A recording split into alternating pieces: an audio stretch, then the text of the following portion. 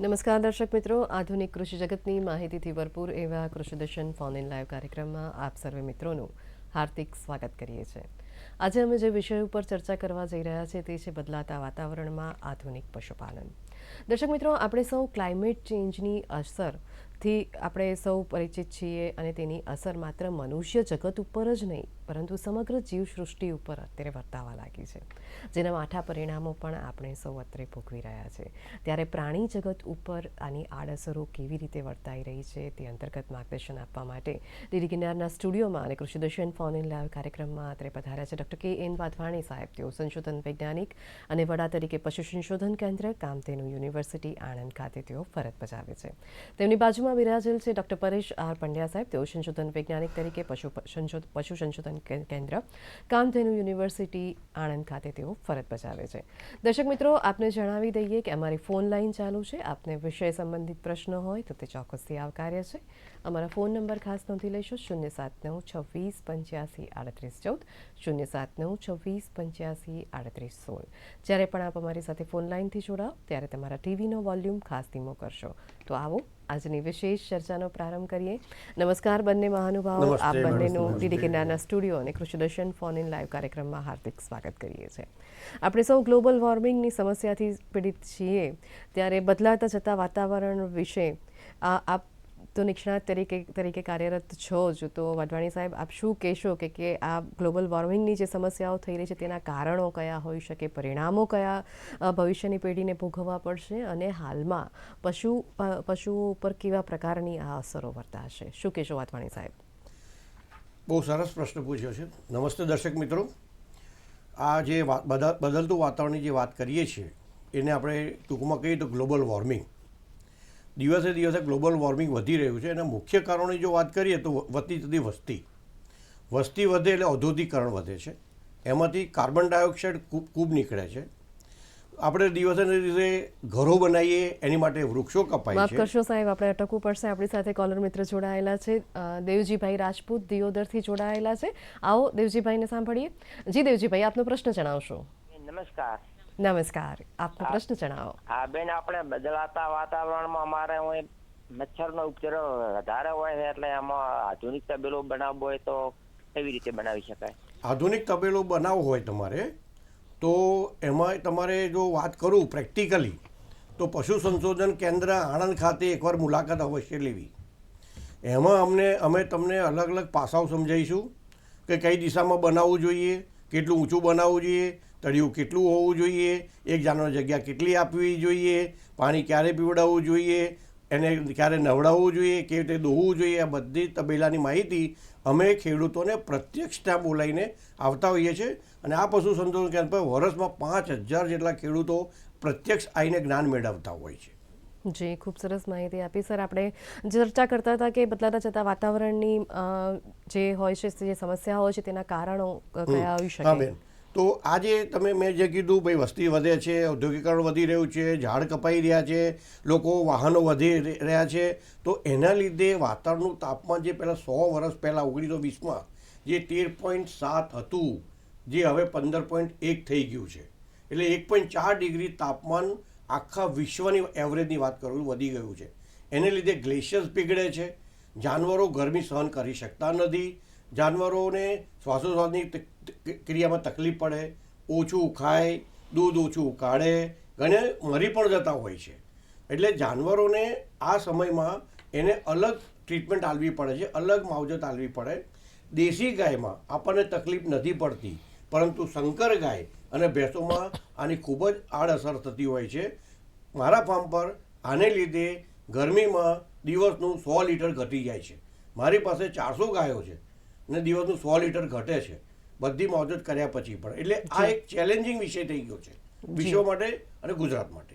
તો સર, આ જે ગ્લોબલ વોર્મિંગની સમસ્યા જે થઈ રહી છે તો એને કેવી રીતે ઘટાડી શકાય?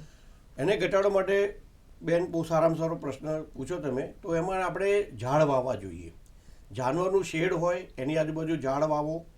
જાનવરને ઉનાળાના સમયે કશું પણ ના હોય આપણી સાથે તો ઝાડ નીચે બાંધો.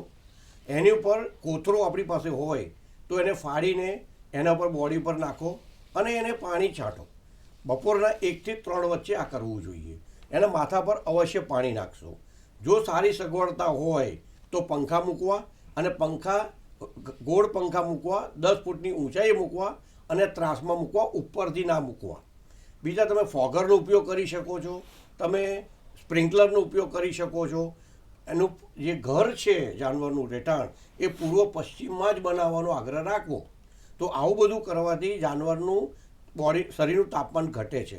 અને જો આવું નહીં કરો તો જે જાનવરનું જે લોહીનું પરિભ્રમણ છે એ ચામડીમાં વધી જાય છે, અને ચામડીમાં વધી જવાથી જે લોહી છે એ બાવલામાં ઓછું પહોંચે છે, અને બાવલામાં ઓછું પહોંચે એટલે દૂધ ઘટી જાય. જાનવરનું વાગોળવાનું પણ ઓછું થઈ જાય, જાનવર ઉઠવા બેસવાનું વધી જાય, જાનવર એક અલગ જગ્યાએ જઈને ઊભું રહે. આ બધા ચિહ્નો જ્યારે જાનવર તાપમાન વધી જશે તો આ બધા ચિહ્નો તમને જોવા મળશે. જે ખૂબ સરસ મહત્વની માહિતી આપી. પંડ્યા સાહેબ, આપની પાસે પણ આવીશ કે પૃથ્વી પરના જે વાતાવરણમાં જે બદલાવ આવી રહ્યો છે અને તેના સંદર્ભમાં આપણે આજના વિષયના સંદર્ભમાં વાત કરીએ તો તેને ધ્યાનમાં રાખીને જે પશુઓમાં જે બદલાવ આવી રહ્યા છે તે કેવા હોઈ શકે, અને જે વાગોળતા પશુઓ છે તેનો શું ફાળો રહેલો છે તે વિશે પણ થોડીક વાત કરીએ. હા, તો પશુપાલકોને મારે ખાસ જણાવવાનું કે તમે ઘણા બધા પશુપાલકો જાણતા હશે કે આપણે જેમ એક જ જઠર છે એમ પશુને બદલે 4 જઠર છે. એમાં જે સૌથી પ્રથમ જઠર છે એમાં પશુ જે આહાર ખાય છે, સૂકો ચારો, લીલો ચારો અથવા દાણ, એનું આથવણની ક્રિયા દ્વારા પાચન થાય છે. જેમ કે આપણે ઘરે ઢોસા કે ઇડલી બનાવવા માટે આપણે ખીરું આથવીએ છીએ, સેમ પ્રક્રિયા પશુના પ્રથમ જઠરમાં થાય છે. પણ એ પ્રક્રિયા દરમિયાન કાર્બન ડાયોક્સાઇડ અને મિથેન નામનો ગેસનું ઉત્પાદન થાય છે. એ મિથેન નામનો ગેસ જે છે પશુ મોઢા દ્વારા હવામાં ઉત્સર્જિત કરે છે, અને મિથેન ગેસ ઉપરના વાતાવરણમાં જઈ કાર્બન ડાયોક્સાઇડ અને મિથેન બંને ભેગા થઈને એક વાતાવરણ બનાવે છે, જેના કારણે સૂર્યના કિરણો જે પૃથ્વી પરથી પરાવર્તિત થવા જોઈએ એ નથી થતા અને પાછા પૃથ્વી પર આવે છે, જેના કારણે પૃથ્વીનું તાપમાન વધે છે. આપણે ત્યાં વિશ્વમાં સૌથી વધુ પશુની વસ્તી છે, એટલે કે મિથેન ગેસ જે પશુ દ્વારા ઉત્સર્જિત જાય છે એ લાંબા ગાળ થઈને આ બદલાતા વાતાવરણમાં એક મહત્ત્વનો ભાગ ભજવે છે. અને મિથેન ગેસની જે પોટેન્સી છે, જે અસરકારકતા છે, એ કાર્બન ડાયોક્સાઇડ ગેસ કરતાં પૃથ્વીનું વાતાવરણ બદલવામાં 25 ગણી વધારે છે. એટલે મિથેનનો ફાળો અને એના દ્વારા પશુનો ફાળો પણ વાતાવરણના બદલાવમાં ઘણે અંશે જવાબદાર છે. બેન, ખૂબ સરસ મહત્વની માહિતી આપી સર આપે. દર્શક મિત્રો, બંને મહાનુભાવો પાસેથી આજના વિષયના સંદર્ભમાં ઘણી બધી માહિતી મેળવવાની બાકી છે, પરંતુ અત્યારે સમય થયો છે નાનકડા વિરામનો. વિરામ બાદ ફરી પાછા મળીએ.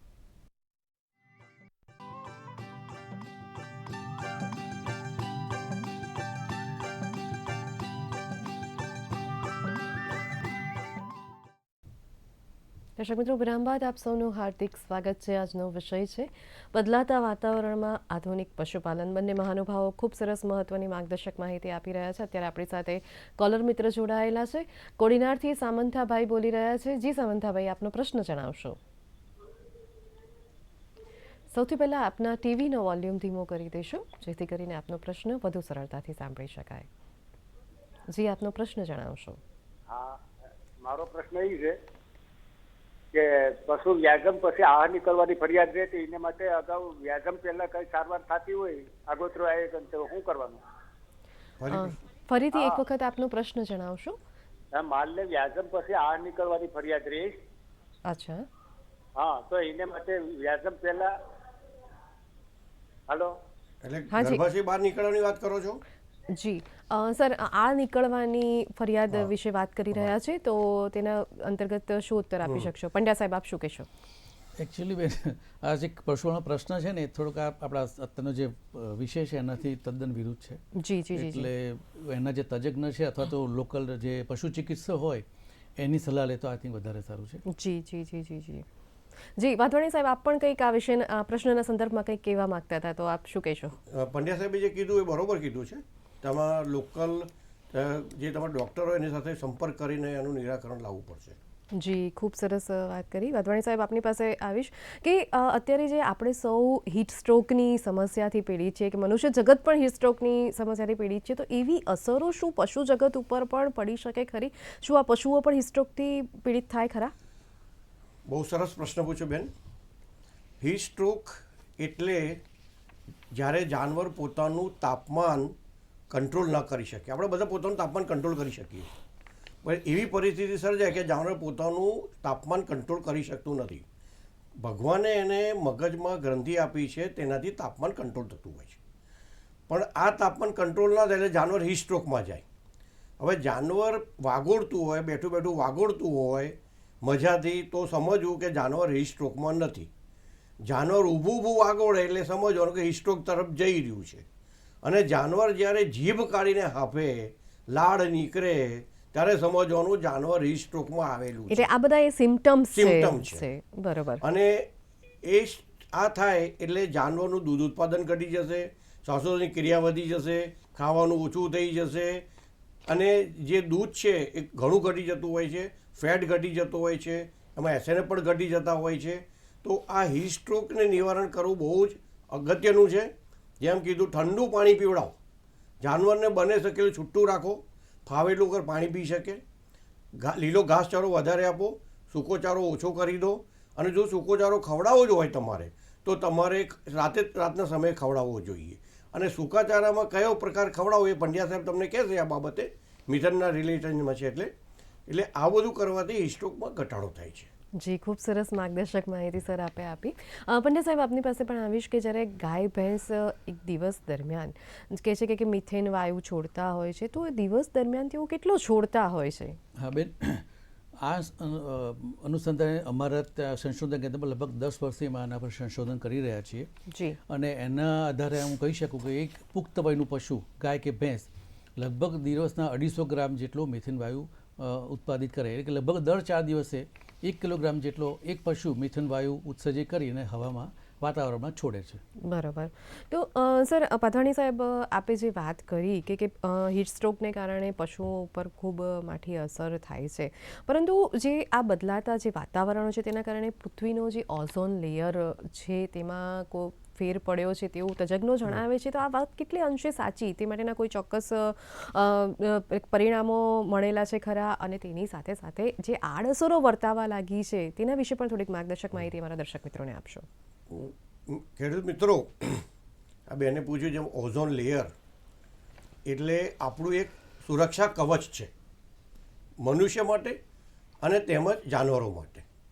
અને એક પાતળું કવર છે જેને આપણે હાથે કરીને તોડેલું છે. એમાં બધા કારણો કીધા મેં આગળ તમને, ભાઈ ઔદ્યોગિક વિકાસ થવો, મનુષ્યોની વસ્તી વધવી, લાકડા કપાઈ જવા, વગેરે વગેરે વગેરે. તો એનાથી શું થાય છે કે એ કાણું પડી ગયું છે ઓઝોન લેયરમાં, મોટો હોલ થઈ ગયો છે. અને આ હોલની સાઇઝ એક નોર્થ અમેરિકાની સાઇઝ જેટલો થઈ ગયો છે. અને એ હજુ બંધ થયો નથી. 2014 અને 19 સુધીના અમે ડેટા જોયા તો હજુ એ હોલ દેખાઈ રહ્યો છે. માફ કરશો સાહેબ, અટકવું પડશે. આપણી સાથે ચંદુભાઈ માલવાડી, તેઓ માંડલથી જોડાયેલા છે. જી ચંદુભાઈ, આપનો પ્રશ્ન જણાવશો. મારા બેન લોન લેવી હોય ભેંસો માટે, તબેલો કરવા માટે. જી, મળે, લોન મળી શકે તમને. પ્રશ્નનો ઉત્તર આપીએ. તમને લોન મળી શકે. કોઈ બી રાષ્ટ્રીયકૃત બેંકને તમારે સંપર્ક કરવો પડે આમાં. અને કેન્દ્ર સરકાર અને રાજ્ય સરકારનો આ અભિગમ જ રહેલો છે તમને બની શકે એટલી વધારે લોન આપવી, તબેલા ઊભા કરવા. બીજી, તમારે પશુપાલન શાખા ગાંધીનગર જે છે ત્યાં આગળ સંપર્ક કરવાથી તમને પૂરેપૂરી આની માહિતી મળી શકે છે. જી, ખૂબ સરસ માહિતી આપી. ચોક્કસથી તેમને પ્રશ્નનો ઉત્તર મળી ચૂક્યો હશે. સર, આપણે વાત કરતા હતા કે જે પૃથ્વી પરનો જે ઓઝોન લેયર છે તેમાં કયો પ્રકારનો ફેરફાર આવ્યો છે તેના વિશે વધુ વિસ્તારપૂર્વક હવે વાત એ જે કરીએ. મેં કીધું કે એમાં જે કાણું થઈ ગયું નોર્થ અમેરિકન સાઇઝનું છે, 2014 થી 2019ના જોયા અમે ડેટા, તો એ હવે એટલું ઘટ્યું નથી. એટલે હજુ પણ આપણે સભાનતા કેળવવી પડશે અને વધુમાં વધુ વૃક્ષો રોપવા પડશે, જેથી કરીને જે ઓક્સિજન વાયુ નીકળવો જોઈએ, જેથી એનું રિપેરિંગ થાય. જેમ આપણે રફું કરીએ છીએ ને, આ રફું કરવું પડશે. નહીં તો આનાથી શું થશે કે વાતાવરણના જે યુવી રેઝ કહીએ છીએ, જેને કે અલ્ટ્રાવાયોલેટ રેઝ, જે સીધી તમારે ચામડીને બારી નાખે. તમે અત્યારે જોયું હશે કે તાપમાન કેટલું બધું વધી ગયું આ સિઝનમાં, જે બહુ ગરમી પડી ગઈ, કેટલા લોકો દવાખાનામાં મરી પણ ગયા. હવે બીજું તમને મિત્રો જણાવતો મને એ થાય છે કે 2023માં જે પૃથ્વીનું સામાન્ય તાપમાન રહેતું હતું એ તાપમાનમાં ઓગસ્ટ મહિનાથી એ તાપમાન વધી ગયેલું છે. જે પૃથ્વીનું તાપમાન રહે ઓગસ્ટ મહિનાથી ઉપર, ઓગસ્ટ, સપ્ટેમ્બર, ઓક્ટોબરમાં, તો એનું તાપમાન વધારે નોંધાયું છે. અને 2024માં ફેબ્રુઆરી મહિનામાં આખા વિશ્વની વાત કરું છું, ફેબ્રુઆરી મહિનામાં મેક્સિમમ ટેમ્પરેચર રિપોર્ટિંગ થયું છે. હવે તમે કલ્પના કર્યો કે ફેબ્રુઆરી મહિનામાં આવું ટેમ્પરેચર થાય વધી ગયું. મિત્રો, આ બધું આપણે ગ્લોબલ વોર્મિંગ અને જે ઓઝોન લેયરમાં જે કાણું થઈ ગયું છે તે આ બધા જવાબદાર છે અને આની માટે આપણે પોતે જવાબદાર છીએ. જી, ખૂબ સરસ માહિતી આપી. પંડ્યા સાહેબ, આપની પાસે પણ આવીશ કે મિથેન વાયુ ઉત્પન્ન જે થતો હોય છે અને તેના કારણે પશુઓને કોઈ નુકસાન થાય ખરું? હા બેન, પશુઓને એક તો જેમ વાઢવાણી સાહેબે કહ્યું એમ હીટ સ્ટ્રોક ને બધું થાય એ તો એને નુકસાન છે, પણ બીજું પશુઓનું નુકસાન એવું છે કે જે મિથેન વાયુ ઉત્પાદિત થાય છે, પશુએ જે આહાર લીધો છે એમાં રહેલા પોષક તત્વોના વિઘટન દરમિયાન જ મિથેન વાયુ ઉત્પન્ન થાય છે. એટલે કે મિથેન વાયુમાં પણ કેટલીક શક્તિ રહેલી છે અને અમે સંશોધનો કર્યા, એના જે ગણતરી કરી એના પરથી અમને એવું જાણવા મળ્યું છે કે મિથેન વાયુના રૂપમાં પશુ જે કંઈ આહાર દ્વારા દિવસ દરમિયાન શક્તિ લે છે એનાની લગભગ 10થી 12% શક્તિનો વ્યય થાય છે, એના દ્વારા મિથેનના રૂપમાં વ્યય થાય છે. સાદી ભાષામાં સમજીએ તો એક પુખ્ત વયની ગાય કે ભેંસ ફક્ત નિભાવવા માટે જે આહાર લે એમાં લગભગ દરરોજના 20,000 કેલરી એ શક્તિ લેતું હોય છે.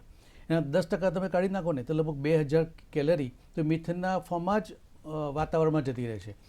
એટલે એટલી શક્તિ પશુને ઓછી મળે છે, એટલે એના નિભાવ માટે અથવા તો ઉત્પાદન માટે જે શક્તિ મળી એનો વ્યય થયો. બીજી ભાષામાં કહીએ તો પશુઓને નુકસાન છે કે એટલે જે ખાય છે એમાંથી 10% શક્તિ એને મળતી નથી, જે ખેડૂતને પણ નુકસાન છે. જી જી જી જી, ખૂબ સરસ માહિતી આપી. દર્શક મિત્રો, બંને મહાનુભાવો પાસેથી હજુ પણ ઘણી બધી માહિતી મેળવવાની બાકી છે, પરંતુ અત્યારે સમય થયો છે વધુ એક નાનકડા વિરામનો. વિરામ બાદ ફરી પાછા મળીએ.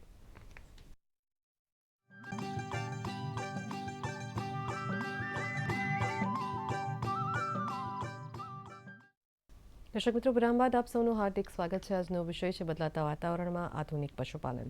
બંને મહાનુભાવો ખૂબ સરસ માર્ગદર્શક માહિતી આપી રહ્યા છે. ચર્ચાનો દોર આગળ વધારીએ. વાધવાણી સાહેબ, જે કહેવાય છે કે હીટ સ્ટ્રોકની સમસ્યાથી પશુઓ પણ પીડિત છે, તો જેવી રીતે પશુઓ પીડિત છે તેવું આપે જણાવ્યું, તો શું આ પશુઓની પ્રજનન ક્ષમતા ઉપર પણ અસર થતી હોય ખરી? બિલકુલ થઈ શકે છે. અને એમાં એવું થાય છે કે જાનવર ગરમીમાં આવતું નથી. જેમ પંડ્યા સાહેબે કીધું કે શરીરમાંથી ઉર્જા વેડફાય છે. હવે ઉર્જા વેડફાય એટલે જે અંડકોષ બનવો જોઈએ એ પૂરેપૂરી ક્વોલિટીનો બનતો નથી અને જાનવર ગાભણ થતું નથી. એટલે બચ્ચા ઓછા થાય, મોડી ગાભણ થાય, બે વિયાણ વચ્ચેનું અંતર વધી જાય અને વિયાણની સંખ્યા ઘટી જાય અને દૂધ ઘટી જાય છે. આ અમારા છેલ્લા 30 વર્ષનો અનુભવ અમે તમને કહી રહ્યા છીએ. એટલે હીટ સ્ટ્રોક એ દૂધ તો ડાયરેક્ટ ઘટાડી જ દે છે, જતે દિવસે આની લાંબી અસર થતી હોય છે. જાનવરનું શરીર ધોવાય છે. હવે આ બધું નુકસાન અંતે ખેડૂતને થતું હોય છે. એટલે આમાં નાની નાની વસ્તુઓનું બહુ માર્ક લેવું પડે. હવે બીજું અમે જોવા મળ્યું છે કે આ બધું જે પ્રજનન છે, દૂધ ઘટી જવું, ખોરાક ઓછો ખાવો, તો એમાં એક હવે નવું અમે સંશોધન જોયું છે કે DDGS, જેને કહીએ આપણે, જે DDGS શું છે તમને કહું બે જ વસ્તુમાં, કે જે આપણે આ મકાઈનું બી હોઈ શકે અને ચોખામાંથી નીકળે, આપણે ઇથેનોલ બનાવીએ છીએ અને સરકારશ્રીએ આપણને 20% સુધી ઇથેનોલ પેટ્રોલમાં મિક્સ કરવાનું કીધેલું છે. તો આ ફેક્ટરીઓ આ DDGS બનતું હોય છે, જેમાં 40થી 45% પ્રોટીન હોય છે. હવે આ જો ખોરાક ઘટી જાય તો આ આપો તો જાનવરના શરીરમાં પ્રોટીનની માત્રા વધતી જાય, જેથી કરીને જાનવરને જે નુકસાન થાય છે આ હીટ સ્ટ્રોકને લીધે એ ઘણું અટકી જાય છે. જી જી જી જી. અત્યારે આપણી સાથે ગોરધનભાઈ રાણા જંબુસરથી જોડાયેલા છે. જી ગોરધનભાઈ, આપનો પ્રશ્ન જણાવશો. ગોરધનભાઈ બોલું. ને પ્રશ્ન એવો છે કે અત્યારે એક અતિશય ગરમી પછી આ ચોમાસાની સિઝન આવી એટલે વાતાવરણ એકદમ ચેન્જ થયું. બરાબર. વાતાવરણ ચેન્જ થવાથી દૂધ ઉત્પાદનમાં વધારો ઘટાડો થાય, અને જો ઘટાડો થાય તો શું કરવું જોઈએ? જી, ચોક્કસથી આપના પ્રશ્નનો ઉત્તર આપી દઈએ. સર, આપણે હમણાં આ જ પ્રશ્ન ઉપર ચર્ચા કરતા હતા. હવે આપણે એકદમ જે ગરમ હતું ને ઠંડુ થઈ ગયું. આ ઠંડુ થાય ને તો સારું. ઠંડા થવાથી દૂધ વધે, ખોરાક ગ્રહણ શક્તિ વધે, ખોરાકની દૂધમાં રૂપાંતરણ શક્તિ વધે. એટલે એનાથી કોઈ આપણને દૂધ ઘટતું નથી. આપણને જે ફરિયાદો છે ને પશુપાલનમાં, એ મોટે ભાગે તમને ગરમીમાં જોવા મળશે. બરાબર છે. બાકીના પશુપાલનના માવજતને લગતે તમને પ્રશ્નો કે હું તમને 2-10 વાક્યમાં પછી કહીશ, અને એ તમે કરશો એટલે તમે ઘણો ફાયદો થશે. જી ખૂબ સરસ માહિતી આપી. પંડ્યા સાહેબ આપની પાસે પણ આવીશ કે જે રીતે આપે જણાવ્યું કે પશુઓ જે મિથેન વાયુ છોડે છે તો તેને સંદર્ભમાં એવો કયો આહાર હોવો જોઈએ કે જે મિથેન વાયુ ઓછો રિલીઝ કરે છે? પ્રશ્ન બહુ સરસ છે અને પશુપાલકોને આ અંગે મારે ખાસ જણાવવાનું કે પશુઓનો મુખ્ય આહાર 3 વસ્તુનો છે: સૂકો ચારો, લીલો ચારો અને દાણ અને ખાણ. હવે એમાં સૌ માફ કરશો સાહેબ, આપણે અટકવું પડશે. અત્યારે આપણી સાથે કોલર મિત્ર જોડાયેલા છે. અત્યારે આપણી સાથે પંચમહાલથી વિનોદભાઈ પટેલ બોલી રહ્યા છે. જી વિનોદભાઈ, આપનો પ્રશ્ન જણાવશો. હા મેડમ, અમારે ભેંસ છે ને એને આમ ઝાડા જેવું થઈ ગયું છે. બરાબર. હા, એકદમ ખાવાનું ઓછું થઈ ગયું છે, ખાંડ પણ ખાતી નથી અને દૂધ એકદમ ઓછું થઈ ગયું, ખાતી નહીં ને એટલે 2-3 દિવસ વિઝિટ બોલાવી પણ તેનાથી બહુ ફેર લાગતો નથી ને ઝાડા બંધ થતા નથી. જી વાટવાણી સાહેબ, આમાં તમારે જાનવરનું ટેમ્પરેચર મપાયું? વિનોદભાઈ તમે જાનવરનું ટેમ્પરેચર મપાવ્યું? ગરમ થઈ જતી હતી. ગરમ થઈ જતી હતી ને, એટલે એને એન્ટીબાયોટિકનો તમારે કોર્સ કરાવવો પડશે. હા, ડૉક્ટરની સિપ્રોફ્લોક્સિનની દવા આવે છે, એ દવાનો તમારે એમાં ડોઝ કરાવવો પડે, ટ્રીટમેન્ટ કરાવવી પડશે. ત્યારે એમાં જે અંદર જાનવરમાં જે બીમારી છે એ એન્ટીબાયોટિક આપવાથી નાશ થશે અને ઝાડા બંધ થશે. ઝાડા બંધ કરવાની દવા બી ડૉક્ટર સાહેબ જ આપશે અને એ એકદમ તમને ફરક નહીં પડે. આ કહી દઉં છું.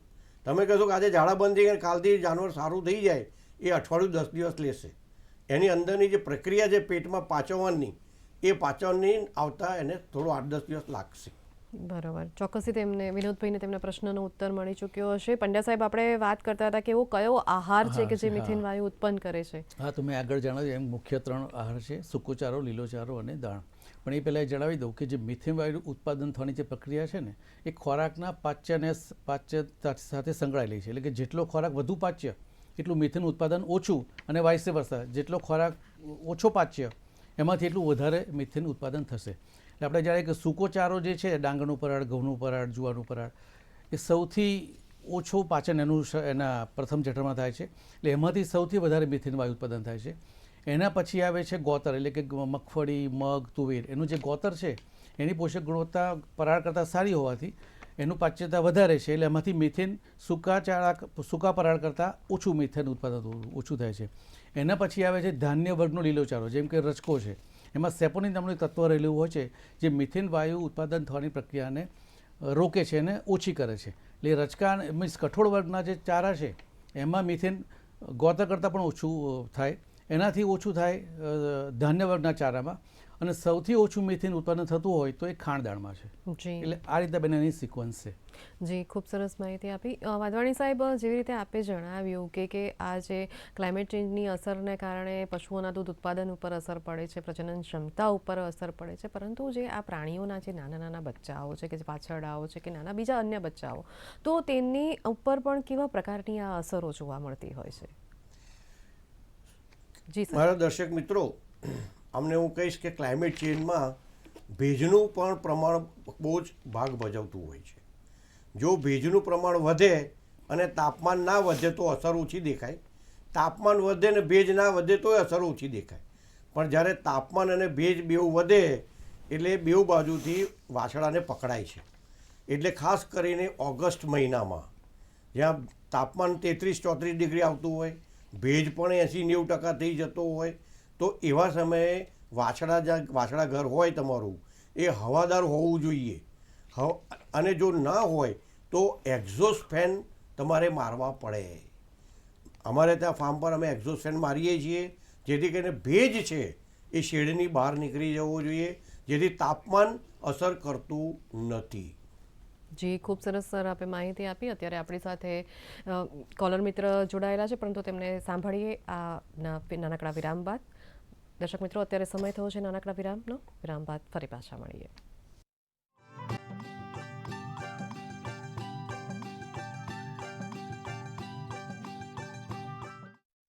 દર્શક મિત્રો, વિરામ બાદ આપ સૌનું હાર્દિક સ્વાગત છે. આજનો વિષય છે બદલાતા વાતાવરણમાં આધુનિક પશુપાલન. વાધવાણી સાહેબ અને પંડ્યા સાહેબ ખૂબ સરસ માર્ગદર્શક માહિતી આપી રહ્યા છે, પરંતુ સૌથી પહેલાં આપણી સાથે કોલર મિત્ર જોડાયેલા છે, તેમને સાંભળી લઈએ. જેઓ કોલર મિત્ર છે જીવાભાઈ, તેઓ કલમપુરથી બોલી રહ્યા છે. જીવાભાઈ, આપનો પ્રશ્ન જણાવશો. બેન, મારો પ્રશ્ન એ છે, મારા આગળ એક ગીર ઓળખી છે, પેલું સાહેબને કહું છું, પેલું વેતરમાં છે ને વ્યાજમ થયું ને તો ચોથે દિવસે એનું આવ આખું સુકાઈ ગયું બરાબર. અને આપણે અઠવાડિયાની માલિકો આખું આવ સુકાઈ ગયું અને દૂધ જરી ના નીકળ્યું અને એને વાસડો હતો એ વાસડો મરી ગયો. તમારા પાસે કયું જાનવર છે? ગીર કે કાંકરેજ છે? ગીર કાપરી છે.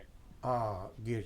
હવે આ ક્યારે થતું હોય પહેલ વેતરી વાછડીમાં કે જ્યારે તમે એને ઓછા વજને ગાભણ કર્યું હોય.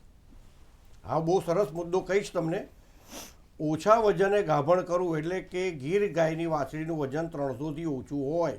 આપણા ખેડૂત મિત્રો છે ને બચ્ચું લેવાની ઉતાવળ કરતા હોય, વહેલું દૂધ ક્યારે આવે એની ઉતાવળ કરતા હોઈએ છે. તો એ નાની વાછડી હશે એટલે તમે એને ગર્ભધારણ કર્યું છે અને ગાભણ થઈ ગયું હશે. જાનવર વીઆય ત્યારે એનું વજન ઓછામાં ઓછું 400 કિલો હોવું જોઈએ. પહેલવેતરીનું કહું છું, પહેલવેતરીનું. જો એનાથી ઓછું થશે તો દૂધ ઉત્પાદન ઓછું હોય છે, બાવળું સુકાઈ જતું હોય છે અને બચ્ચું જે ધાવાનું મળે નહીં અને સુકાઈ જાય. બીજું કે વાછડીને તમારે ગાભણ થાય તો એને દાણ કેટલું ઓછામાં ઓછું 1 કિલો દાણ દિવસનું હાલવું જોઈએ અને વિયાણ થવાની હોય ને ત્યારે 2 કિલો દાણ એને હાલવું જોઈએ. આપણે દાણની ગુણવત્તા પર કશું ધ્યાન આપતા નથી. દાણમાં ઓછામાં ઓછું 22થી 25% પ્રોટીનવાળું દાણ હાલવું જોઈએ. આ બધું ન કરવાથી જાનવરનું બાવલાનો વિકાસ થતો નથી. હવે બાવલાના વિકાસની વાત બીજી તમને કહું મિત્રો, બહુ સરસ અમે સંશોધન હમણાં કર્યું છે અને આ ગુજરાતમાં પહેલી વાર થયું છે અને ઇન્ડિયામાં પહેલી વાર થયું છે. વધુ દૂધ પીવડાવવું એ અભિગમ અમે નવો ચાલુ કર્યો છે અને એમાં અમારી વાછડીઓ, મારા પાસે શંકર વાછડીઓ છે, એ પહેલ વેતરીમાં 6000 લીટર દૂધ કાઢે છે. વધુ દૂધ એટલે શું? તો કે ભાઈ પહેલાં 14 દિવસ અમે એને 2 લીટર સવારે 2 લીટર સાંજે એટલે 4 લીટર એવું 14 દિવસ આપવાનું. પછીથી 7 લીટર 28 દિવસ આપવાનું. પછી 3 અઠવાડિયું 5 લીટર દૂધ આપવાનું અને પછી 1 અઠવાડિયું 3 લીટર દૂધ આપવાનું. આ હાઈ મિલ્ક ફીડિંગ પ્રેક્ટિસ, જે વધુ દૂધ આપવાનો અભિગમ, એ પહેલીવાર અમે વિકસ્યો છે. એના પરિણામે જે ભગવાને એને દૂધ ઉત્પાદનની ગ્રંથિ આપી છે એનો વિકાસ ખૂબ થાય છે, ખૂબ થાય છે. એનાથી એના પહેલાં વેતરમાં દૂધ વધારે આવે છે. આ ઓછું દૂધ પીવડાવ્યું હોય આપણે ઘણીવાર શું કરીએ, એક માની જોડે બાંધી દઈએ અને દોયા પછી એને બાવલું આપી દઈએ. એટલે જેટલું 100 ગ્રામ 200 ગ્રામ કે 250 ગ્રામ દૂધ આવે એને તમે પીવડાવતા હો છો. પણ ઓછામાં ઓછું મિત્રો તમારે 14 દિવસ પછી 50 દિવસ સુધી એને 2 આંચર દૂધ આલવું પડશે જ. કેમ આલવું પડશે પણ તમને કહું કે ભગવાને એને 4 પેટ આપ્યા છે. એમાં જે પહેલું પેટ એબોમિઝમ કહીએ છીએ એ ફક્ત ને ફક્ત દૂધનું પાચન કરી શકશે, ઘાસચારાનું, દાણનું કે લીલા ચારાનું પાચન નથી કરી શકતું વાછડું. અને આપણે એને એ જ ખવડાવીએ છીએ જેથી કરીને એનો વિકાસ થતો નથી. જી, ખૂબ સરસ માહિતી આપી. એટલે ગુણવત્તાસભર દાણ જે આપીએ છીએ તેની પ્રજનન ક્ષમતા ઉપર ખૂબ અસર પડતી હોય છે. જી, અત્યારે આપણી સાથે લીલાબેન મોવાડિયા જોડાયેલા છે આપણી સાથે. જી લીલાબેન, આપનો પ્રશ્ન જણાવશો. લીલાબેન? હા બેન, નમસ્તે બેન. નમસ્તે. હા, આપનો પ્રશ્ન જણાવો. ગાય, ગીર ગાય છે મારી પાસે ને ઉથલા કરે છે બહુ ને આપણે આવડા કથિરિયાભાઈ છે ને જુનાગઢ, એની સારવાર હોતે લીધી છે આપણે. બરોબર છે. ચોક્કસથી આપની સમસ્યાનું સમાધાન લાવીએ. સર, આ વિશે શું કહેશો? કથિરિયા સાહેબ જે છે એ વેટરનરી કોલેજમાં છે કે ડૉક્ટર છે કે ડેરીના ડૉક્ટર છે? તેમ લાગે છે સંપર્ક સર કપાઈ ગયો છે અને તેમનો પ્રશ્ન એ હતો કે ગાય ઉથલા મારી રહી છે. અવાજ જશે. હા, તમે ઉત્તર આપી શકો છો અત્યારે. હવે ઉથલા મારવાના ઘણા કારણો થઈ શકે છે આમાં. એક તો તમે સમયસર એને વીર્યદાન ના કરાયું હોય એટલે, અને જે ડોઝ મૂકે છે એ ડૉક્ટરને જ્ઞાન પૂરું ના હોય. આજે શીખાઉ ડૉક્ટરો બધા માર્કેટમાં બહુ નીકળી પડ્યા છે. એમને એ ક્યાં કરવું ખબર પડતી નથી અને કઈ જગ્યાએ કરવું એ ખબર પડતી નથી. બીજું મેઇન પોષણ, જાનવરનું પોષણ ઓછું હોય, અપૂરતું પોષણ હોય તો પણ એ ગાભણ થતું નથી. એટલે જ મેં તમને બધાને કહું છું કે ગાભણ ગાયને કે ભેંસને છેલ્લા વિયાણને 2 મહિના બાકી હોય તો 2 કિલો દાણ આપવું, અને છેલ્લા 15 દિવસ બાકી હોય તો એને 2.5 કિલો દાણ આપવું. તો એમાં જે શક્તિ આવી જોઈએ વિયાણ પછી, જનેતીમાં શક્તિ ના હોય તો દૂધ નહીં કાઢે. તો આ શક્તિ આપવા માટે આપણે દાણ આલવું જોઈએ. તો આ કરવાથી તમારી ગાય ઉથલા મારવાનું બંધ કરી દે. ક્ષાર મિશ્રણ. જી, ખૂબ સરસ માહિતી આપી. પંડ્યા સાહેબ, આપ પણ કંઈ કહેવા માંગો છો? હા, એટલે આપ જે વાઢાણી સાહેબ જે ઉત્તર આપ્યો એના અનુસંધાને મારે એ જ કહેવાનું છે કે ક્ષાર મિશ્રણનું મહત્ત્વ આ જે ઉથલા મારવાની પ્રક્રિયા છે એમ બહુ જ મહત્ત્વનો ભાગ ભજવે છે. મોટાભાગના 90% પશુપાલકો ક્ષાર મિશ્રણ પશુઓને આપતા નથી, કારણ કે એ લોકો એમાં પૈસાની ગણતરી કરે છે. પણ આ જે પ્રશ્ન આવ્યો બહેનનો કે વારે ઉથલા મારે છે, આમ જોવા જઈએ તો એક પશુ 1 મહિનો કોઈ પશુપાલકને ઘેર દૂધ આપ્યા વગર રહે તો એનો અંદાજિત ખાવાનો ખોરાક ખર્ચ લગભગ 3000 રૂપિયા છે. જેટલા મહિના એ ઉથલા માર્યા કરે એ દર મહિના તમે 3000 રૂપિયા લેખે ગણતા જાઓ તો 3 મહિનાના લગભગ 10,000 થયા. એના સામે ક્ષાર મિશ્રણનો જે ખર્ચ છે દિવસના લગભગ 3 થી 4 રૂપિયા છે. પણ એ જો 1 મહિનો આપવામાં આવે તો આ વારંવાર ઉથલા મારવાની પ્રક્રિયામાં ઘણો બધો સુધારો થઈ શકે તેમ છે. એટલે પશુપાલકોને મારે ખાસ વિનંતી કરી કે દરેક પશુને ઓછામાં ઓછું 30 થી 50 ગ્રામ દરરોજનું સારી ક્વોલિટીનું એટલે કે નજીકની ડેરીનું ક્ષાર મિશ્રણ ખાસ આપવું. ચોક્કસથી ખૂબ સરસ માહિતી આપી. અત્યારે આપણી સાથે બાબુજી ઠાકોર કાંકરેજથી જોડાયેલા છે. જી બાબુજી, આપનો પ્રશ્ન જણાવશો. નમસ્કાર સાહેબ. નમસ્કાર. હા, આપનો પ્રશ્ન મારો જણાવશો. પ્રશ્ન એ તો કે શંકર ગાય વિશે જે વાછરડું ઉછેરવા માટે દૂધ જે આપતા હોય એ કીધું છે એ બરાબર છે, પણ હવે ભેંસ માટે કેટલો ખોટો હોવો જોઈએ એનો? ભેંસમાં છે ને અને દેશી ગાયમાં તમે વાછડી કે વાછડાને માંથી અલગ નહીં કરી શકો, એને ધવડાવવું જ પડે. બરોબર? હવે જો તમે ધવડાવવાનો હોય તો મેં કીધું પહેલાં 10 દિવસ એને 1 આચર આપવાનું, પછીના 40 દિવસ 2 આચર આપવાના. દૂધની ગણતરી કરશો નહીં. પાડાને તો આપણે ધવડાવતા નથી, એ તો આખી બધા જાણીએ છીએ, પણ પાડી હોય વાછડી હોય તો આપણે એને આવી રીતે દૂધ વધારે પીવડાવતી એનો શારીરિક વિકાસ બહુ થાય છે અને એનું મરણ પ્રમાણ ઘટે છે. જી, ચોક્કસથી તેમને પ્રશ્નનો ઉત્તર મળી ચૂક્યો હશે. અત્યારે આપણે લઈએ છીએ એક નાનકડો વિરામ બાદ ફરી પાછા મળીએ.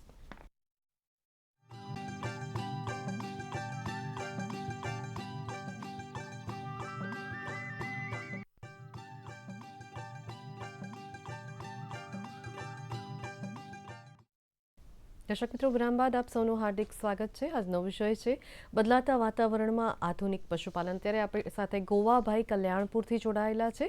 જી ગોવાભાઈ, આપનો પ્રશ્ન જણાવશો. ગોવાભાઈ, અમે આપને સાંભળી રહ્યા છીએ, આપનો પ્રશ્ન જણાવો. અરે હે ને ગીર વાછડી છે, 2 વર્ષની થઈ છે. બરાબર. કપાસિયા ડેલી આપું છું. જી જી. હવે ઈ ગરમીમાં કેટલા વર્ષે આવે?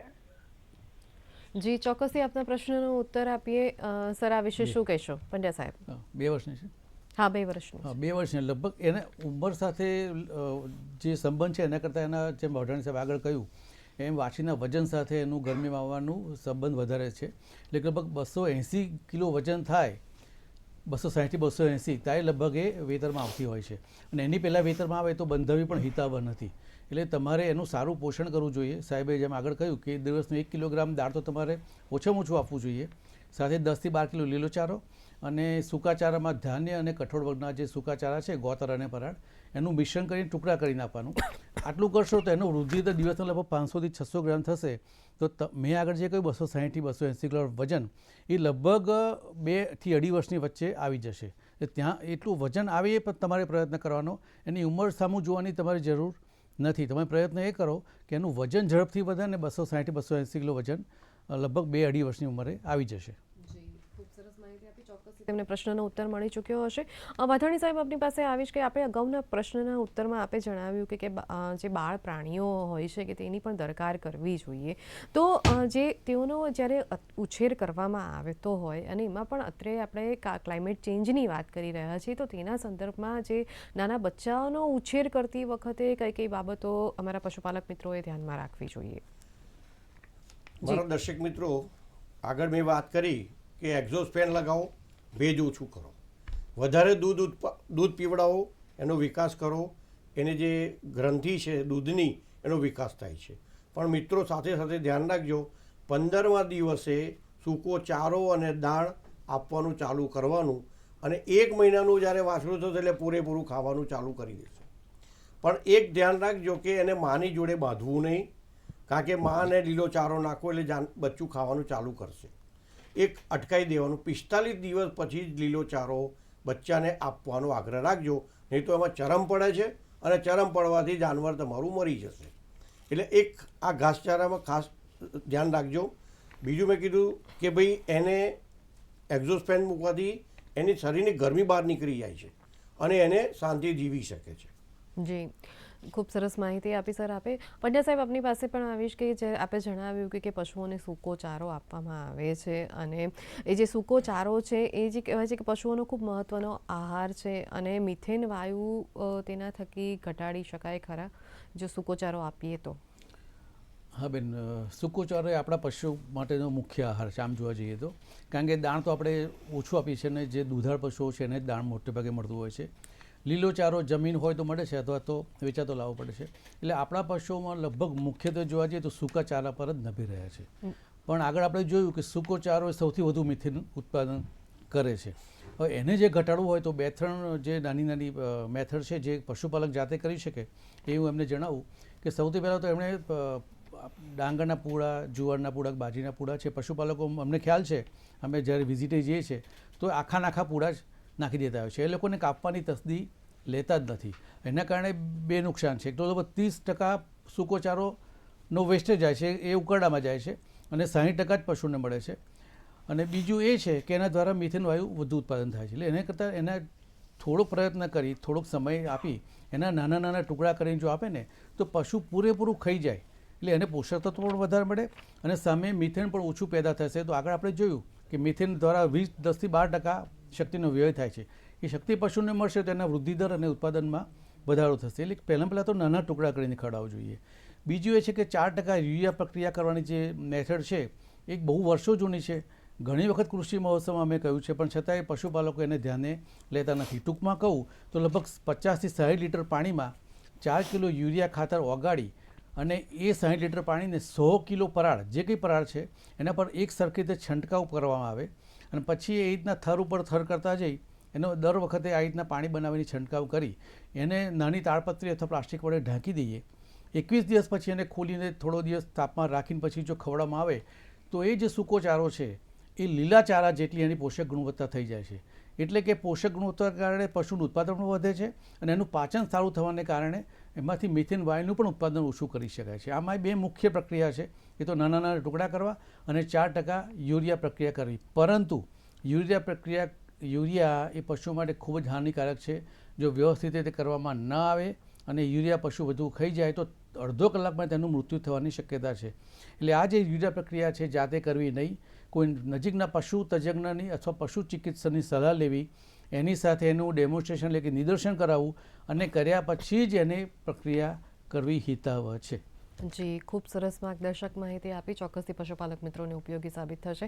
વાધવાણી સાહેબ, આપની પાસે આવીશ કે જ્યારે ક્લાઇમેટ ચેન્જની સમસ્યાની આપણે વાત કરી રહ્યા છીએ અને તેમાં પણ પશુ રહેઠાણની વાત કરી ત્યારે તમે કીધું હતું કે ચોક્કસ દિશા પ્રમાણે પશુઓને રાખવામાં આવે તો તેઓને જે હીટ સ્ટ્રોકની સમસ્યાથી તેઓ બચી શકે છે. પરંતુ જ્યારે પશુઓના જે રહેઠાણ તૈયાર કરતા હોય છે પશુપાલક મિત્રો, ત્યારે તે કેવી રીતે તૈયાર કરવા જોઈએ? કોઈ ચોક્કસ ઊંચાઈ ઉપર કરવામાં આવે છે, ત્યાં ભેજનું પ્રમાણ કેટલું હોવું જોઈએ, તે અંતર્ગત પણ થોડી વધુ માર્ગદર્શક માહિતી આપો. મારા દર્શક મિત્રો, ઘર આપણે બનાવીએ તો જીવનમાં એકવાર બનાવીએ અને કોઈ બહુ તો એકવાર રિનોવેશન કરીએ, પણ જ્યારે બનાવીએ ત્યારે બધું વિચાર કરીને બનાવવું પડે. કારણ કે એકવાર ઘર બન્યા પછી દર મહિને આપણે તોડી નવું બનાવવાના નથી, બરાબર છે? એટલે આ વન ટાઈમ ઇન્વેસ્ટમેન્ટની વાત છે. એટલે એમાં જ્યારે બનાવો તો બેને કીધું એમ પૂર્વ પશ્ચિમ દિશામાં હોવું જોઈએ, જમીનથી 1 ફૂટ ઊંચું હોવું જોઈએ અને જ્યાં હવા ચાલતી હોય એ જગ્યાએ બનાવ વધુ હિતાવહ છે. ઘરની પાછળ કે આગળ બાજુમાં બનાવશો ને, ઘરથી દૂર બનાવવું જોઈએ. છાપરાની હાઇટ ઓછામાં ઓછી 15 ફૂટ હોવી જોઈએ. માફ કરશો સાહેબ, અટકવું પડશે આપણે. આપણી સાથે દિગ્વિજયભાઈ માળિયા હાટીનાથી જોડાયેલા છે. જી દિગ્વિજયભાઈ, આપનો પ્રશ્ન જણાવશો. દિગ્વિજયભાઈ, જી અમે આપને સાંભળી રહ્યા છીએ, આપનો પ્રશ્ન જણાવશો. સાહેબ, આપણે ભેંસ છે, જી ભેંસ સારી છે, 10 લીટર દૂધ કરે ને એને ગરમીમાં આ દેખાય છે.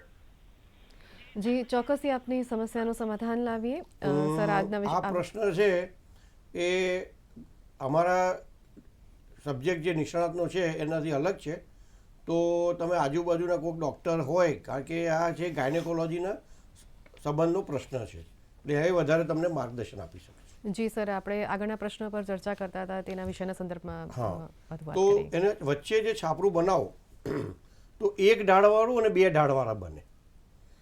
હવે તમે બે ઢાળવાળું બનાવો તો વચ્ચે એની હાઇટ ઓછામાં ઓછી 15 ફૂટ રાખવી પડશે અને નેવા પર હાઇટ એની 12 ફૂટ રાખવી પડશે. આ જ વસ્તુ અમે 20 વર્ષ પહેલાં અમે વચ્ચે 12 ફૂટ કહેતા હતા અને છેલ્લે 10 ફૂટ કહેતા હતા. પણ આ જે ક્લાઇમેટ ચેન્જ થવા માંડ્યું છે એનાથી જાનવરને આમાં મજા આવતી નથી. બીજું એક એક્ઝામ્પલ તમારા ખેડૂતનું જ આપવા માગું છું. એક સિલીમાં અમારે હતા, એમણે પોતાનું ડેરી ફાર્મ ચાલુ કર્યું, બંધ થઈ ગયું, ફરી ચાલુ કર્યું, ફરી બંધ થઈ ગયું. આખા ગુજરાતમાં ફર્યા, 3 પ્રશ્નો મળ્યા: ઘર, જાનવરનું રહેઠાણ, જાનવરની પસંદગી અને જાનવરમાં જે વીર્ય વાપરો છો પ્રેગ્નન્ટ કરવા માટે, આ 3 મુદ્દા બહાર આવ્યા. તો જાનવરનું રહેઠાણ એણે બદલ્યું. અત્યારે ત્યાં જાઓ તો સૂઈ જવાનું મન થાય એવું હોવું જોઈએ, ચોખ્ખું રાખવું પડે. બે જાનવર જો બાંધતા હોય તો ઓછામાં ઓછું તમારે 4 થી 5 ફૂટનું અંતર રાખવું પડશે. અને જો બાંધતા ના છૂટા રાખતા હોય તો એક જાનવર દીઠ 2.5 ફૂટનું અંતર રાખવું પડે. એટલે 25 ફૂટ લાંબાઈ હોય તો 10 જાનવરો છૂટા રહી શકે. અને જો 25 ફૂટ હોય તો બાંધીને તમારા 5 ફૂટનું અંતર થાય, 5 ગાયો રાખી શકશો. તળિયું RCCનું બનાવવું પડશે. એમાં કોઈ ટાઇલ્સ ના મારશો. ટાઇલ્સ મારવાથી આપણા ઘણા ખેડૂતો ઉત્સાહપૂર્વક ગમાણોમાં ટાઇલ્સ મારતા દેખાય છે. એમાં ઈતરડીઓ ભરાઈ જશે, એ પછી ટાઇલ્સ કાઢવી પડશે. જે ક્રેકો પડી ગઈ છે એ ક્રેકો હોવી ના જોઈએ. ઝીંગોડા છે એ રાતે ફરવા બહાર નીકળે, બરાબર છે. આપણે રાતે બહાર ફરવા ના નીકળીએ કારણ કે આપણે ટીવી પર બધા પ્રોગ્રામો જોતા હોઈએ તો એ જાનવરનું લોહી પી જાય. એ ના થવું જોઈએ મિત્રો. આ રહેઠાણમાં ખાસ ધ્યાન રાખવું. બીજું, એનો જે ઢાળ છે એ 2 ઢાળ બનાવવા પડશે, લંબાઈમાં અને પહોળાઈમાં. 1 ઇંચનો ઢાળ 10 ફૂટે બધા રાખતા હોય છે, જેથી કરીને પેશાબ છે એ જાનવરનો નિકાલ થઈ જાય. તો આ હવા ઉજાસવાળું રહેઠાણ એક ખર્ચમાં બનાવવાનું હોવાથી ન ખબર પડે તો મારો ફોન નંબર છે, તો અહીંથી લઈ લેવો, સંપર્ક કરવો. શક્ય હોય તો ત્યાં આવજો, ત્યાં પ્રત્યક્ષ માર્ગદર્શન તમને આપીશ. ખૂબ સરસ સર માહિતી આપી આપે. અત્યારે આપણી સાથે ઉમરેઠથી કનુભાઈ જોડાયેલા છે. જી કનુભાઈ, આપનો પ્રશ્ન જણાવશો. જી કનુભાઈ, અમે આપને સાંભળી રહ્યા છીએ. આપનો પ્રશ્ન જણાવશો. સૌથી પહેલા તમારા ટીવીનો વોલ્યુમ ધીમો કરી દો. જી કનુભાઈ, આપનો પ્રશ્ન જણાવશો.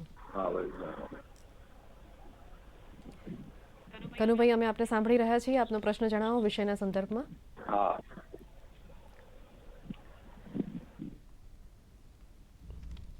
કનુભાઈ, ગાયને જંગોળાને જુઓ, કચરીઓ બહુ પડી છે રોડ. હા, બહુ સરસ પ્રશ્ન પૂછ્યો છે. મારા મનગમતો પ્રશ્ન પૂછ્યો છે. એટલે અમે હવે નવું સંશોધન મેં હમણાં જ કર્યું છે ગયા મહિને. આમાં શું કરવાનું? કશું કરવાનું નહીં. તમારે ઘેર પાણીનું તપેલું ઉકાળવાનું.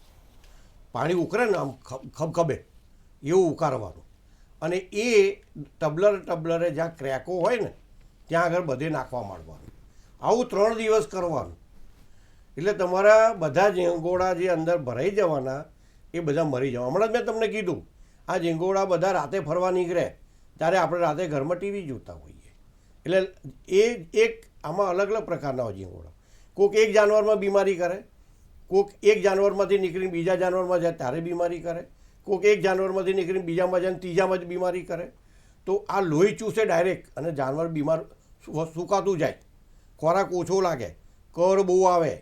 તો આ ગરમ પાણીનો જ ઉપયોગ કરવો. બાકી દવાઓ બધી બહુ છે. બ્યુટેક્સ છે, આઈવરમેક્ટિન છે, લોકો ઇન્જેક્શન આપે છે. આઈવરમેક્ટિન ઇન્જેક્શન આપો તો સસ્તા ના લાવતા, 10 રૂપિયાવાળું બી છે અને 100 રૂપિયાવાળું બી છે. તો 100 રૂપિયાવાળું લાવજો, 10 ml આવે છે એ આપવાનું. પણ ગરમ પાણી નાખવાનું એ ઉત્તમ ઉત્તમ ઉત્તમ ઉપાય છે. જી, ખૂબ સરસ માહિતી આપી. ચોક્કસથી કનુભાઈને તેમના પ્રશ્નનો ઉત્તર મળી ચૂક્યો હશે. પંડ્યા સાહેબ, પ્રશ્ન એ પણ થાય કે પશુઓમાં જે મિથેન વાયુઓ જે ખોરાક આપવાથી ઉત્પન્ન થતો હોય છે, તો શું આ મિથેન વાયુ એ ઘટાડી શકાય ખરો? હા બેન, એ ઘટાડી શકાય, પણ એ આનો જવાબ હું આપું એટલે પહેલાં એક નાનો બીજો જવાબ પણ આપી દઉં કે કેમ ઘટાડવું જોઈએ. તો સરકાર હવે ધીમે ધીમે એ તરફ જઈ રહી છે, આખા વિશ્વના દરેક દેશોની, કે આ બદલાતા વાતાવરણની જે પ્રક્રિયા છે એને સ્લો ડાઉન કરવા માટે જે કંઈ ઉદ્યોગો આ કાર્બન ડાયોક્સાઇડને બીજા બધા વાયુ જે ઉત્પન્ન કરે છે વધારે, એના પર એ લોકો સ્પેશિયલ ટેક્સ નાખી રહી છે, અને જે ઉદ્યોગો એને કંટ્રોલ કરી રહી છે એના પર ટેક્સની રિબેટ પણ આપી રહી છે. એવું હાલમાં જ ન્યૂઝમાં છે કે વિશ્વના અમેરિકા, યુરોપ અને ડેનમાર્ક જેવા જે દેશો છે, કેનેડા જેવા, એ લોકોએ પશુપાલકો પર પણ ટેક્સ નાખ્યો છે કે ભાઈ તમારા પશુ વધારે મિથેન ઉત્પાદન કરે છે તો તમારા પર આનો ટેક્સ, અને જે પશુપાલકો અમુક પદ્ધતિથી મિથેનને કંટ્રોલ કરે છે તેમને લોકો એક ટેક્સમાં રાહત પણ આપી છે. તો આ અનુસંધાને પણ તમારે ભવિષ્યમાં પણ કદાચ આના માટે સાવચેત રહેવું જોઈએ. તો એના માટે અત્યારથી જ કઈ રીતના મિથેન ઘટાડવું એના માટેના પદ્ધતિઓ તમારે શીખી લેવી જોઈએ.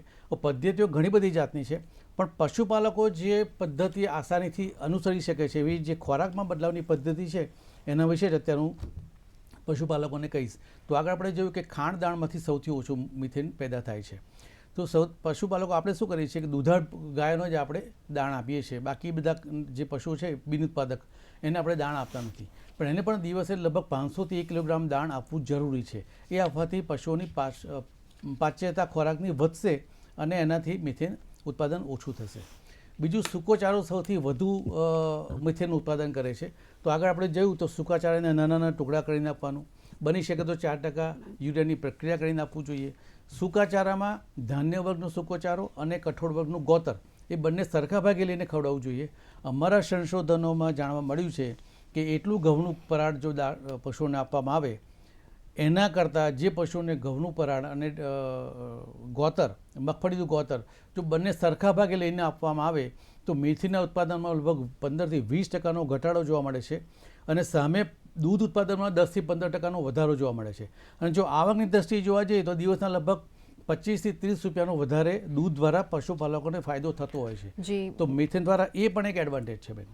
માફ કરશો સાહેબ, આપણે અટકવું પડશે. આપણે એટલું પ્રશ્ન પૂછીશું કે આજના વિષયના સંદર્ભમાં દર્શક મિત્રોને જે ટૂંકમાં સંદેશો આપવો હોય તે અંતર્ગત શું આપશો? હા, તો ટૂંકમાં 5-6 વસ્તુ મેં આગળ કહી કે પશુઓને દાણ આપવું ઓછામાં ઓછું 1 કિલો, સૂકા નાના ટુકડા કરવા, ગોતર સાથે મિશ્રણ કરીને આપવું, સાથે લીલો ચારો ધાન્ય વર્ગનો અને બની શકે તો કઠોળ વર્ગનો કે રચકો આપવો. એની સાથે તમારે અન્ય કેટલાક પશુઆહારો સ્પેશિયલ છે, જેમ કે કેરીની ગોટલી છે, દેશી બાવળની શીંગો છે, દરિયા કિનારે વસતા જે પશુપાલકો છે એ સૂકી દરિયાઈ વનસ્પતિ, એમાં અમુક ખાસ પ્રકારના તત્વો રહેલા હોય છે, એ પણ મિથેન ઉત્પાદન ઓછું કરી શકે છે. આ બધાનો ઉપયોગ કરી તમે મિથેન ઉત્પાદન ઓછું કરવાથી વિશ્વને તો ફાયદો કરો જ છો, પણ આગળ કહ્યું એમ તમારા પશુઓ વધુ દૂધ ઉત્પાદન કરશે 10થી 15%, તો 15થી 20% વધારે ફાયદો દિવસનો થશે. અદ્વાણી સાહેબ, આપ પણ આજના વિષયના સંદર્ભમાં ટૂંકમાં શું કહેશો? હા, દર્શક મિત્રો, આ બદલતા વાતાવરણની આપણે ખૂબ ચર્ચા કરી, તો એક તમે રહેઠાણ ઉપર ધ્યાન રાખજો, જાનવરને જે બચ્ચા છે એને ખાનપાન પર ધ્યાન રાખજો, અને આ વાતાવરણમાં જે ઘર બનાવો એ બહુ વિચારીને બનાવજો, શાંતિથી કોઈક તજજ્ઞને મળીને બનાવજો. જે વજનની વાત કરી, ઘણા મિત્રોનો પ્રશ્ન આવ્યો હતો કે દૂધ નથી આપતી, આટલું વજન થયું છે. તો મિત્રો, આ પાડી જે છે વાછડી એક બેંક છે, એને જેટલું સાચવશો એટલી તમારી એ ગાય તૈયાર થશે.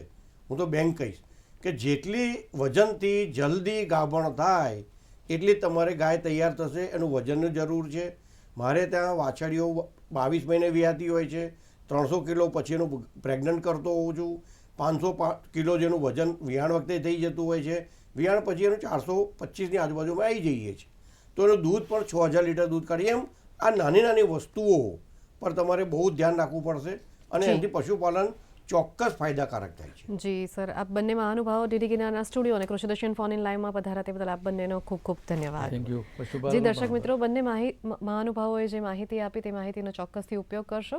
ફરી મળીશું એક નવા વિષય, નવી માહિતી અને નવા નિષ્ણાતની સાથે. તે પહેલાં આગામી શુક્રવારનો વિષય જાણી લઈએ. આગામી શુક્રવાર તારીખ 5 જુલાઈના રોજ સાંજે 5 વાગે કૃષિદર્શન ફોન ઇન લાઈવમાં જે વિષય નિહાળી શકશો તે છે સોઇલ હેલ્થ કાર્ડની સમજ અને ઉપયોગિતા. દર્શક મિત્રો, ફરી મળીશું એક નવા વિષય, નવી માહિતી સાથે. ત્યાં સુધી પાયલને રજા આપશો. નમસ્કાર.